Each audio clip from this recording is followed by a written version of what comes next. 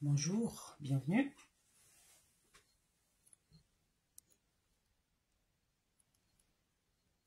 Alors, nous allons parler un tout petit peu de la loi immigration, qui est le sujet d'actualité brûlant en ce moment en France. On va faire un petit point pour voir les grandes mesures contenues dans ce projet de loi. Et une fois que la loi sera promulguée, publiée au journal officiel de la République française, on reviendra longuement dessus pour analyser la loi en question et puis la comparer à la loi qui prévalait jusqu'alors et puis voir les points de différence. Donc aujourd'hui, c'est juste une petite entrée en matière pour globalement mettre en lumière, en exergue les quelques points de tension ou ce qui risque de changer dans les mois à venir en ce qui concerne les personnes étrangères en France. Donc, le projet de loi dit projet de loi immigration ou projet de loi Darmanin a commencé à être analysé par le Sénat depuis le début de la semaine. Donc, la commission du Sénat a adopté le texte en première lecture. Il faut savoir que dans ce projet de loi, l'article 3 est un sujet de discorde entre la majorité présidentielle et les partis de l'opposition. Donc, ce fameux article 3, initialement, il a été adopté par le Sénat. Alors, de quoi ça parle? Donc, le projet de loi prévoit de régulariser de façon automatique tous les travailleurs qui sont en situation irrégulière, donc qui ne disposent pas d'un titre de séjour les autorisant à séjourner en France, et dont on parle vulgairement en parlant de personnes sans papier. Donc le texte, l'article 3, prévoyait de les régulariser, c'est-à-dire de leur donner un titre de séjour de façon automatique dans les métiers dits en tension. Donc c'est le cas dans la restauration où les restaurateurs peinent à recruter du monde. C'est le cas aussi dans l'hôtellerie, dans les services à la personne et dans les travaux publics, les bâtiments et travaux publics. Donc, ce sont les métiers dits en tension. C'est le cas principalement dans les maisons de retraite où on peine à recruter du monde. Même pour faire le ménage dans les hôtels, dans les restaurants, dans les bureaux, ce secteur a du mal à recruter. Dans l'hôtellerie, justement, et puis la restauration, pour faire la vaisselle, faire la plonge, c'est-à-dire la plonge, c'est ça, laver les assiettes, les verres dans les restaurants, les bars, les cafés, etc. Éplucher les légumes, les pommes de terre, les carottes, nettoyer les sols, etc. Donc, le secteur a du mal à recruter les locaux, les nationaux. Donc, du coup, ce secteur-là fait beaucoup recours aux personnes étrangères et principalement sans titre de séjour parce qu'ils n'ont pas le choix. Donc, ils sont, selon l'expression consacrée, corvéables à souhait, c'est-à-dire que ils trouvent du travail, ils sont rémunérés au noir, c'est-à-dire sans déclaration à l'URSSAF, à la sécurité sociale, et donc ils sont sujets à l'exploitation par ces patrons véreux. Donc, le texte de loi, le fameux article 3, vise à donner un titre de séjour à ces personnes, justement, qui occupent des emplois dans ces domaines-là où on peine à recruter. Et donc, la discussion a eu au Sénat et le texte a été adopté en première lecture. Sauf que pour qu'une loi soit votée, il y a ce qu'on appelle la navette, c'est-à-dire que le texte, il va d'une chambre à l'autre. Donc, je le rappelle, le Sénat, c'est la chambre haute du Parlement, avec son corollaire, l'Assemblée nationale, qui est la chambre basse. Et donc, les deux constituent le Parlement. Et le Parlement, c'est l'organe législatif de la République. Donc, c'est le Parlement qui vote les lois. Et donc, le texte passe en commission, est analysé, est amendé, est discuté, est voté. Et donc, le Sénat est à majorité de droite, c'est-à-dire que les plus nombreux sénateurs appartiennent à la droite. La droite, ce sont les républicains.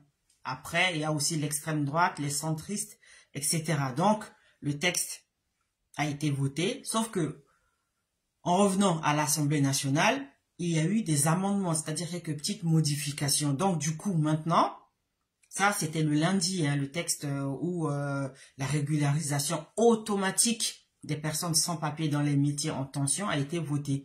Sauf que le texte a été modifié. Donc, à l'heure où je parle, la régularisation, elle n'est pas automatique. Elle se fait au cas par cas. Donc, je m'explique. Si une personne travaille dans un restaurant et qu'elle est dépourvue d'un titre de séjour, si elle a travaillé, qu'elle accumule des fiches de paie, elle peut demander sa régularisation. Mais dans ce cas-là, le dossier il va être examiné vraiment au cas par cas. Ça va pas être automatique.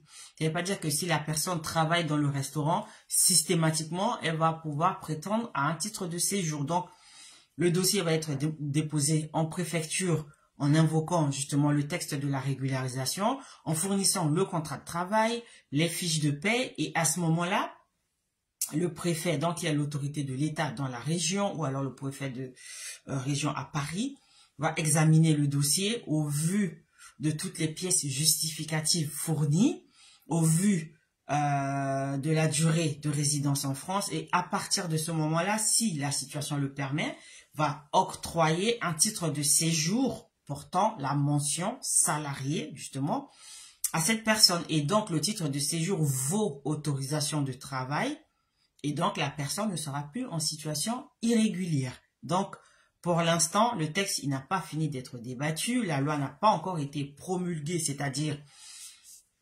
signée par le président de la République pour être publiée. Donc, lorsque le texte sera définitif, on reviendra dessus, on va analyser ça en détail, on prendra le temps d'en parler plus longuement. Donc, ça, c'était le gros point de cette loi immigration ou loi Darmanin qui fait des remous en ce moment. Ensuite, le projet de loi a inclus une section 3 dans le code de l'entrée et du séjour des étrangers et du droit d'asile, ce qu'on appelle le CESEDA. Donc, c'est ce document qui recueille toutes les lois relatives, les procédures relatives aux personnes étrangères. Donc, la section 3 est intitulée « Contrat d'engagement au respect des principes de la République ». Auparavant, il y avait déjà un contrat d'engagement au respect des valeurs de la République, et aujourd'hui, il s'intitule « Contrat d'engagement au respect des principes de la République ». Donc, il a été créé un nouvel article, c'est l'article L412-7 dans le Code de l'entrée et du séjour des étrangers et du droit d'asile. Donc, l'article L412-7 inclut une phrase. Donc, l'article commence déjà par le texte initialement inscrit et on retrouve la phrase suivante, je cite, hein, « L'étranger qui sollicite un document de séjour donc s'engage », le nouveau texte prévoit, par la souscription d'un contrat d'engagement au respect des principes de la République. Et le texte continue. Donc, auparavant, le texte prévoyait justement la signature d'un contrat d'engagement, mais là, pour le coup, on change les termes, les mots, les verbes. Là, on parle de la souscription d'un contrat. Donc, c'est un engagement. Quelque part, c'est une obligation. Et donc, justement, j'arrive au point saillant de cette section 3, c'est que si la personne refuse de signer ce contrat d'engagement, bah, on lui refuse le titre de séjour. Donc, c'est littéralement une obligation. Donc, tu veux rester en France, tu t'engages à signer ce contrat, donc ce contrat qui prévoit le respect des valeurs de la République, à savoir l'interdiction de la polygamie, le respect du drapeau tricolore bleu, blanc, rouge, le respect des mœurs en France, hein, de la vie en France, la liberté de circuler, de mouvement, d'aller venir, la liberté de culte, la liberté de penser, la liberté d'expression, le mode de vie à la française. Toutes ces choses font partie des principes de la République. Ce sont les choses qui régissent la vie en France. Donc, lorsqu'une personne étrangère souhaite s'établir de façon durable en France et sollicite la délivrance d'un titre de séjour, elle doit s'engager. Donc, quelque part, elle est obligée d'accepter ces valeurs-là pour pouvoir obtenir un document l'autorisant à rester en France. Donc là, pour le coup, comme je l'ai dit, c'est vraiment un petit résumé des points saillants de ce projet de loi. Et une fois que la loi sera promulguée, on reviendra dessus en détail. Ensuite, on a un point qui concerne le renouvellement de la carte de résident, c'est-à-dire une carte avec une durée de validité de 10 ans. Donc, pour être considéré comme résident de manière habituelle en France, dorénavant, il faut avoir séjourné pendant au moins 6 mois au cours de l'année civile, c'est-à-dire la moitié de l'année, durant les 3 dernières années qui précèdent le dépôt de la demande. Ou alors, si la carte dont la personne dispose a une validité inférieure à 3 ans, ben, il va falloir résider les 3 ans, c'est-à-dire la totalité de la durée sur le territoire français pour être considéré comme résident de manière habituelle en France. Donc, sur ce plan-là, auparavant, il suffisait d'être en France, d'avoir séjourné 3 mois pour pouvoir prétendre au renouvellement de sa carte de résident. Mais à partir de maintenant, ça va être 6 mois. Donc, sur les 3 dernières années, il faut avoir résidé 6 mois en France pour que la carte de résident soit renouvelée. Et si la carte ou le titre de séjour, c'est un titre de séjour pluriannuel d'une validité de 3 ans, ben, il va falloir résider 3 ans en France pour que la carte soit renouvelée. Ça, c'est la modification qui est proposée dans ce projet de loi. Ensuite, l'autre mesure, donc, c'est une division, c'est-à-dire une section, un chapitre qui a été créé dans le Code de l'entrée et du séjour des étrangers du droit d'asile, le fameux CESEDA, donc qui s'intitule « Agir pour la mise en œuvre effective des décisions d'éloignement ». Donc, les décisions d'éloignement, c'est clairement lorsque l'État prend une obligation de quitter le territoire, l'OQTF, ou assorti ou non d'une ITF, qui est l'interdiction de retour sur le territoire français. C'est-à-dire que lorsqu'une personne est déboutée de sa demande d'asile, c'est-à-dire si la demande d'asile est rejetée, refusée, après tous les recours devant la Cour nationale du droit d'asile, ou alors lorsque la présence de cette personne en France constitue une menace ou un risque de trouble à l'ordre public, cette personne peut se voir attribuer, octroyer une OQTF assortie ou non d'une ITF. Donc, lorsque une personne se voit délivrer une obligation de quitter le territoire français,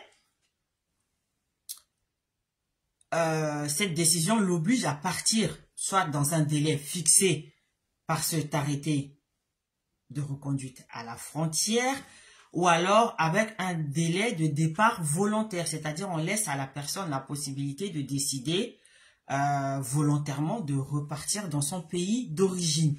Alors, il faut savoir qu'en matière de droit, lorsqu'une personne doit repartir, lorsqu'elle est expulsée d'un territoire, il y a une audition qui se fait au consulat de l'ambassade dont la personne a la nationalité. Et à l'issue de cette audition, un laissez-passer consulaire doit être délivré pour que la personne puisse être reconduite dans son pays d'origine.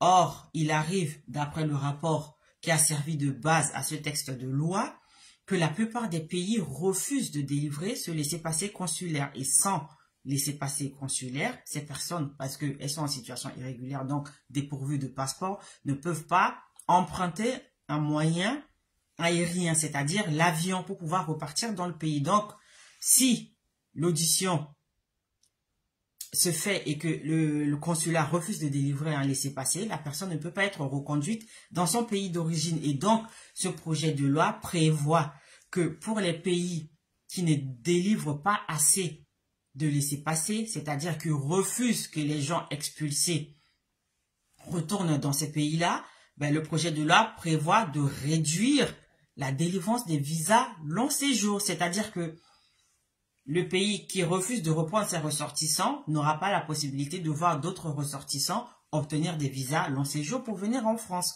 Donc, c'est le principe de la sanction ou du bâton et de la carotte. Hein. Donc, vous refusez de reprendre vos ressortissants qui sont expulsés, et bien vos ressortissants qui sont dans le pays qui souhaitent venir en France et obtenir un visa de long séjour en sont privés. Donc, C'est cette nouvelle division, donc ce nouveau chapitre qui a été créé, qui va être introduit dans le code de l'entrée du séjour des étrangers et du droit d'asile. Ou alors, cette sanction sera appliquée aussi aux pays qui ont signé des accords bilatéraux ou multilatéraux avec la France pour pouvoir reprendre leurs ressortissants. C'est-à-dire qu'il y a un pays lambda dont beaucoup de ressortissants sont en situation irrégulière et qui sont frappés d'une obligation de quitter le territoire, d'un arrêté de reconduite à la frontière. Donc, ces pays-là ont signé un accord. Donc, dès qu'un ressortissant de ce pays est expulsé, le pays s'engage à le récupérer automatiquement. Et donc, si ces pays ne respectent plus l'accord qu'ils ont signé avec la France et refusent systématiquement de reprendre leurs ressortissants qui ont été expulsés, à ce moment-là, justement, le projet de loi prévoit de réduire le nombre de visas délivrés aux autres ressortissants qui en font la demande. Donc, c'est aussi l'un des projets phares, enfin, l'un des articles phares ou alors l'une des modifications de ce projet de loi.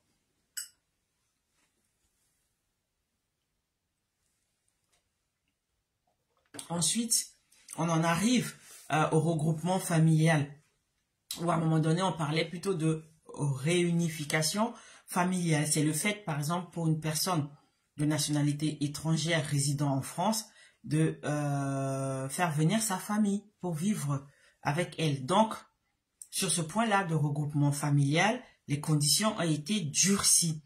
Si une personne souhaite faire venir les membres de sa famille, il va falloir que les personnes qui viennent s'établir avec le membre de leur famille qui est déjà en France justifient donc d'une connaissance de la langue française, leur permettant à ces personnes-là de communiquer de façon élémentaire avant d'obtenir l'autorisation de séjourner en France dans le cadre du regroupement familial. Donc, je m'explique. Si un homme vit en France, détient un titre de séjour ou une carte de résident et qui souhaite venir, sa femme et ou ses enfants rester dans son pays d'origine, sa femme et ses enfants doivent prouver, donc par l'intermédiaire d'un test effectué dans un centre reconnu, qu'ils sont en mesure de communiquer de façon élémentaire, c'est-à-dire d'avoir une conversation, comme on peut en avoir en France. Par exemple, aller dans un bureau de poste, demander à acheter un timbre, ou alors aller dans un tabac, prendre un café, aller dans une boulangerie, acheter des pâtisseries, ou alors aller au supermarché, faire ses courses dans un magasin, faire des achats. Donc, avoir une conversation de base, une conversation élémentaire. Et donc, cela n'existait pas dans la mesure où la personne devait justifier donc d'un logement salubre et assez grand au niveau des mètres carrés pour pouvoir accueillir les personnes et d'un salaire, donc c'est-à-dire de moyens de subsistance permettant de pourvoir aux besoins de sa famille. Dorénavant, on a ajouté un autre critère au titre du regroupement familial. Donc, il faut que les personnes qui veulent rejoindre le membre ou les membres de leur famille établis en France justifient d'un niveau minimal de connaissance de la langue française. Donc, si ces personnes font leur demande de visa et que elles n'arrivent pas à tenir une conversation même pendant l'audition pour l'obtention du visa, bah, le visa pourra leur être refusé. Donc, ça, c'est aussi un durcissement des conditions du regroupement familial. C'est ce qui est prévu par le texte contenu dans le projet de loi immigration en cours de discussion en ce moment. Et enfin, l'un vraiment des plus gros points qui a suscité la colère ou l'incompréhension des associations, de certains médecins qui ont signé des tribunes dans des journaux pour contester ou refuser ou manifester leur mécontentement, c'est la suppression de l'aide médicale d'État. Donc, le code de l'action sociale et des familles a été modifié en ce qu'il a justement supprimé l'aide médicale d'État. En fait, l'aide médicale d'État, c'est une aide qui permet aux personnes appelées de façon triviale et sans papier, donc dépourvues de titre de séjour, donc en situation irrégulière, de pouvoir se faire soigner gratuitement, sans avance de frais. Parce qu'il faut savoir qu'en France, monde a l'obligation de détenir une assurance maladie. C'est-à-dire, les salariés sont obligatoirement affiliés à une caisse de sécurité sociale et qui prend en charge 85% des soins. Et ensuite, les 15% restants, ces salariés sont obligés de souscrire à une mutuelle, donc mutuelle complémentaire qui permet d'avoir une prise en charge à 100% lorsqu'on va chez le médecin, chez le dentiste, chez l'ophtalmo, en pharmacie, etc. Selon la mutuelle, on peut être dispensé d'avance de frais, c'est-à-dire qu'en cotisant tous les mois, en payant cette franchise tous les mois, lorsqu'on va à la pharmacie, chez le médecin ou à l'hôpital, on donne sa carte vitale, on se fait soigner, on se fait délivrer des médicaments et on ne paye pas. Concrètement, littéralement, on ne sort pas de l'argent dans sa poche. Ou alors, il y a un petit reste à charge, mais qui est faible au vu ou alors quant au prix du médicament délivré. Donc, les personnes qui n'ont pas de titre de séjour et donc qui ne peuvent disposer d'une carte vitale peuvent solliciter, pouvaient, je parle plutôt au passé, pouvaient solliciter l'aide médicale d'État, donc qui permet à ces personnes-là de se faire soigner gratuitement. Donc, le nouveau projet de loi immigration a supprimé cette possibilité-là. Et en remplacement, il a créé l'aide médicale d'urgence. Tout est dit dans l'intitulé, c'est une aide d'urgence. Donc, c'est prévu à l'article L251-1 du Code de l'action sociale et des familles. Donc, je cite, « Tout étranger résidant en France sans remplir la condition de régularité mentionnée à l'article L160-1 du Code de la sécurité sociale, c'est-à-dire une personne en situation irrégulière en France, sans papier, et dont les ressources ne dépassent pas le plafond mentionné au numéro 1 de l'article L861-1 du même code, c'est-à-dire du Code de la sécurité sociale, a droit, donc pour lui-même et les personnes à sa charge, à l'aide médicale d'urgence, sous réserve, s'il est majeur, de s'être acquitté à son propre titre et au titre des personnes majeures à sa charge d'un droit annuel dont le montant est fixé par décret. Donc, je relis parce que c'est en français. Le texte, il est long, il est compliqué, mais je vais l'expliquer. Donc, l'article L251-1 du Code de l'action sociale et des familles prévoit, je cite, « Tout étranger résidant en France sans remplir la condition de régularité mentionnée à l'article L160-1 du Code de la sécurité sociale et dont les ressources ne dépassent pas le plafond mentionné au numéro 1, donc au premier alinéa de l'article L861-1 du même code a droit, pour lui-même et les personnes à sa charge, à l'aide médicale d'urgence, sous réserve, s'il est majeur, de s'être acquitté à son propre titre et au titre des personnes majeures à sa charge d'un droit annuel dont le montant est fixé par décret. Donc, le nouvel article prévoit qu'une personne sans papier qui dispose de ressources qui ne dépassent pas un plafond fixé par le Code de l'action sociale, c'est-à-dire que de toute façon en France, pour pouvoir avoir droit à des aides, la loi fixe systématiquement des plafonds de revenus, de ressources. C'est-à-dire que quand tu travailles à temps plein ou à temps partiel, il faut apporter tes fiches de paie. Et à ce moment-là, on calcule les revenus que tu as dans l'année, on fait la moyenne et on regarde par rapport au tableau fixé par la loi si tu dépasses ou non ces plafonds-là pour pouvoir prétendre aux aides. Donc, là, pour le coup, pour pouvoir bénéficier de l'aide médicale d'urgence qui a remplacé l'aide médicale d'État, il faut, 1, que la personne soit en situation irrégulière, c'est-à-dire qu'elle n'a pas de papier. 2, qu'elle justifie de ses ressources, c'est-à-dire de ses revenus, de l'argent qu'elle a dans une année donnée. Et donc, si ce montant-là ne dépasse pas le montant maximal fixé par la loi, la personne peut prétendre, c'est-à-dire est éligible à l'aide médicale d'urgence. Et encore, une fois qu'on a prouvé ça, c'est la première étape. Il faut franchir une seconde étape, c'est-à-dire qu'il faut payer un droit. Donc, la première condition, que la personne soit sans papier. Deuxièmement, que la personne ait de revenus. Donc, à ce moment-là, on fait le calcul. Donc, c'est la première étape. La personne est éligible. Mais pour pouvoir bénéficier effectivement, concrètement, dans les faits, réellement, de cette aide médicale d'urgence, il faut payer un droit. C'est en quelque sorte une cotisation, une participation. Donc, le montant de cette participation est fixé chaque année par décret. Donc, la personne, si elle est majeure, hein, on l'a dit, donc il faut qu'elle paye un droit. Donc, un droit qui lui permet d'accéder à l'aide médicale d'urgence. Et si la personne a des enfants, ce qu'on appelle les personnes à charge, parce que une personne adulte ne prend pas une autre personne adulte à sa charge. Donc là, ce que cela sous-entend, c'est que la personne qui n'a pas de papier, mais qui a des enfants et qui souhaite bénéficier de l'aide médicale d'urgence doit payer une participation pour elle-même et pour les enfants qui sont à sa charge pour pouvoir accéder à l'aide médicale d'urgence. Par contre, il faut savoir qu'il y a des exceptions qui sont prévues.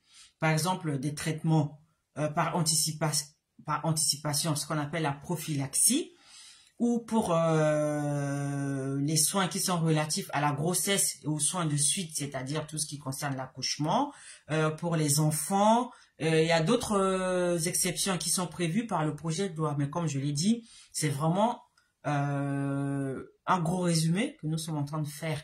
Et une fois que la loi sera promulguée, je reviendrai dessus en détail pour pouvoir faire l'analyse, présenter toutes les modifications qu'il y a eu par rapport à la loi actuelle. Donc, concrètement, le projet de loi immigration qui est en train d'être débattu en ce moment prévoit en gros 4 grandes modifications. Donc, on a la suppression de la régularisation automatique systématique des travailleurs sans papier dans les métiers dits en tension, l'obligation de signature du contrat d'engagement au respect des principes de la République avant de pouvoir obtenir un titre de séjour, la modification, mais ça c'est une petite mesure, hein, c'est plutôt une mesurette, hein, la modification du durée de séjour en France exigée pour renouveler un titre, une carte de résident. Ensuite, la réduction ou carrément la suppression des visas, de l'octroi des visas long séjour aux ressortissants des pays qui refusent de reprendre leurs propres ressortissants frappés d'une obligation de quitter le territoire. Et bon, on a l'obligation justement de maîtriser la langue française à minima afin de bénéficier du regroupement familial. Et enfin, vraiment, la grosse, en tout cas, mesure, la suppression de l'aide médicale d'État. Donc, en gros, il y a 2 mesures phares, deux grosses modifications dans ce projet de loi. C'est la suppression de la régularisation automatique des travailleurs sans papier dans les métiers en tension, ce qu'on appelle la régularisation avec la circulaire Valls du nom de l'ancien Premier ministre Manuel Valls, donc qui permettait à des travailleurs sans papier d'être régularisés automatiquement lorsqu'ils disposaient d'un contrat de travail et de fiches de paie, et la suppression de l'aide médicale d'État remplacée par l'aide médicale d'urgence, donc qui permet aux personnes majeures sans papier d'être soignées, mais en ayant préalablement payer une sorte de droit d'entrée, en s'étant acquitté d'un droit pour pouvoir être prise en charge par cette aide médicale d'urgence. Donc, voilà en gros les modifications qui sont en cours de discussion dans le projet de loi immigration ou projet de loi Darmanin